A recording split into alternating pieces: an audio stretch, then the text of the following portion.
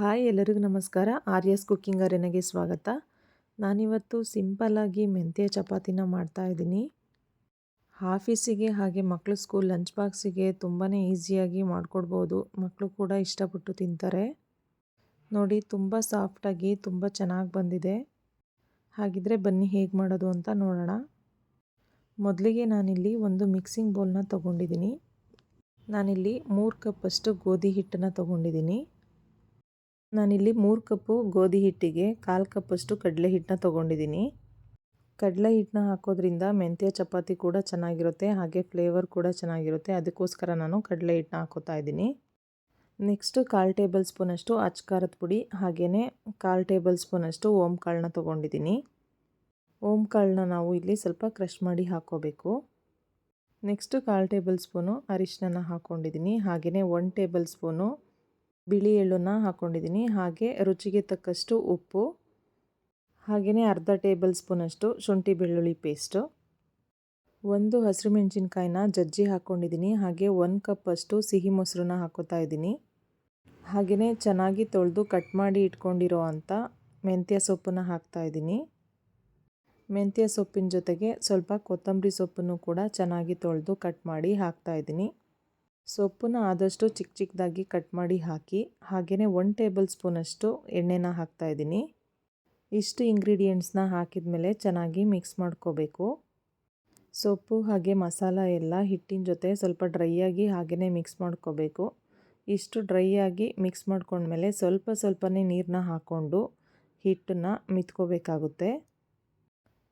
ನೋಡಿ, ಸ್ವಲ್ಪನೇ ನೀರನ್ನ ಹಾಕಿ ಕಲಿಸ್ತಾ ಬರಬೇಕು. ಒಂದೇ ಸಲ ಜಾಸ್ತಿ ನೀರನ್ನ ಹಾಕೋದ್ರಿಂದ ಸ್ವಲ್ಪ ತೆಳ್ಳಗಾಗೋವಂಥ ಚಾನ್ಸಸ್ ಇರುತ್ತೆ.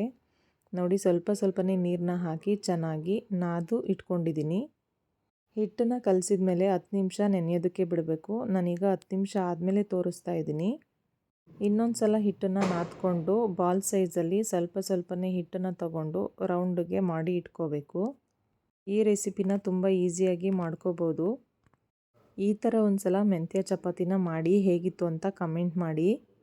ನೆಕ್ಸ್ಟ್ ಇಲ್ಲಿ ನಾನು ಸ್ವಲ್ಪ ಮೈದಾ ಹಿಟ್ಟನ್ನು ಹಾಕಿ ಚಪಾತಿನ ಅರ್ದು ಇಟ್ಕೋತಾ ಇದ್ದೀನಿ. ನಿಮಗೆ ಮೈದಾ ಹಿಟ್ಟು ಬೇಡ ಅಂದರೆ ಗೋಧಿ ಹಿಟ್ಟಲ್ಲಿ ಕೂಡ ಚಪಾತಿನ ಹರಿಬೋದು. ಈ ರೆಸಿಪಿ ಯಾರಿಗೆಲ್ಲ ಇಷ್ಟ ಆಯಿತು ಪ್ಲೀಸ್ ಲೈಕ್ ಮಾಡಿ, ಹಾಗೆ ಸಬ್ಸ್ಕ್ರೈಬ್ ಮಾಡದೆ ಯಾರೆಲ್ಲ ನೋಡ್ತಾ ಇದ್ದೀರಾ ಪ್ಲೀಸ್ ಸಬ್ಸ್ಕ್ರೈಬ್ ಮಾಡಿ, ಹಾಗೆಯೇ ಪಕ್ಕದಲ್ಲಿರುವಂಥ ಬೆಲ್ ಐಕನ್ನ ಪ್ರೆಸ್ ಮಾಡಿ. ನೋಡಿ, ಚಪಾತಿನ ಲಟ್ಟಿಸ್ಕೊಂಡಾಗಿದೆ. ಇವಾಗ ಸ್ಟವ್ ಆನ್ ಮಾಡಿ ಒಂದು ತವಾನ ಇಡ್ತಾ ಇದ್ದೀನಿ. ತವಾ ಬಿಸಿ ಆದಮೇಲೆ ಎಣ್ಣೆನ ಹಚ್ಚಿ, ನೀವು ಬೇಕಾದರೆ ಬೆಣ್ಣೆ ಅಥವಾ ತುಪ್ಪ ಯಾವುದಾದ್ರೂ ಹಾಕ್ಕೋಬೋದು. ನಾನಿಲ್ಲಿ ಎಣ್ಣೆನ ಹಚ್ತಾ ಇದ್ದೀನಿ. ನೆಕ್ಸ್ಟ್ ಇವಾಗ ಕಾಯ್ದಿರೋ ಅಂಥ ಹೆಂಚಿನ ಮೇಲೆ ಮೆಂತ್ಯ ಸೊಪ್ಪಿನ ಚಪಾತಿನ ಹಾಕಿ ಸ್ವಲ್ಪ ಎಣ್ಣೆನ ಹಚ್ಚಿ 2 ಸೈಡು ಚೆನ್ನಾಗಿ ಬೇಯಿಸ್ಕೊತಾ ಇದ್ದೀನಿ. ಮೀಡಿಯಮ್ ಫ್ಲೇಮಲ್ಲೇ ಚೆನ್ನಾಗಿ 2 ಸೈಡು ಬೇಯಿಸ್ಕೋಬೇಕು. ನಾನು ಇದೇ ಥರ ಎಲ್ಲ ಚಪಾತಿನೂ ಬೇಯಿಸಿ ಇಟ್ಕೊಂಡಿದ್ದೀನಿ. ನೋಡಿ, ಒಂದು ಚಪಾತಿ ರೆಡಿಯಾಗಿದೆ. ಈಗ ಅದೇ ಥರ ಇನ್ನೊಂದು ಚಪಾತಿನ ಹಾಕಿ ಬೇಯಿಸ್ತಾ ಇದ್ದೀನಿ. ಅದಕ್ಕೂ ಕೂಡ ಎಣ್ಣೆನ ಹಚ್ಚಿ 2 ಸೈಡು ಚೆನ್ನಾಗಿ ಬೇಯಿಸ್ಕೊಂಡು ಎತ್ತಿಟ್ಕೋತಾ ಇದ್ದೀನಿ. ನೋಡಿ, ಇವಾಗ ಮೆಂತ್ಯ ಸೊಪ್ಪಿನ ಚಪಾತಿ ರೆಡಿಯಾಗಿದೆ. ಇದೇ ಥರ ಎಲ್ಲ ಚಪಾತಿನೂ ಅರ್ದಿಟ್ಕೊಂಡು ಬೇಯಿಸಿ ತೋರಿಸ್ತಾ ಇದ್ದೀನಿ. ನೋಡಿ, ಅಷ್ಟು ಹಿಟ್ಟಿಗೆ ಇಷ್ಟು ಚಪಾತಿ ಆಗಿದೆ. ನೋಡಿ ಎಷ್ಟು ಸಾಫ್ಟಾಗಿ ಎಷ್ಟು ಚೆನ್ನಾಗಿ ಬಂದಿದೆ ಅಂತ. ಇದೇ ಥರ ಇನ್ನೂ ಹೆಚ್ಚಿನ ಈಸಿ ರೆಸಿಪೀಸ್ಗೆ ಆರ್ಯಾಸ್ ಕುಕ್ಕಿಂಗ್ ಅರೇನಾ ಚಾನಲ್ನ ಸಬ್ಸ್ಕ್ರೈಬ್ ಮಾಡಿ, ಹಾಗೆ ಪಕ್ಕದಲ್ಲಿರುವಂಥ ಬೆಲ್ ಐಕನ್ನ ಪ್ರೆಸ್ ಮಾಡಿ. ಈ ರೆಸಿಪಿ ಇಷ್ಟ ಆಗಿದರೆ ಒಂದು ಹೈಪ್ ಬಟನ್ನ ಕ್ಲಿಕ್ ಮಾಡಿ ಪಾಯಿಂಟ್ಸ್ನ ಕೊಡಿ. ಹೈಪ್ನ ಮಾಡೋದ್ರಿಂದ ಚಾನಲ್ ಕೂಡ ಗ್ರೋತ್ ಆಗುತ್ತೆ.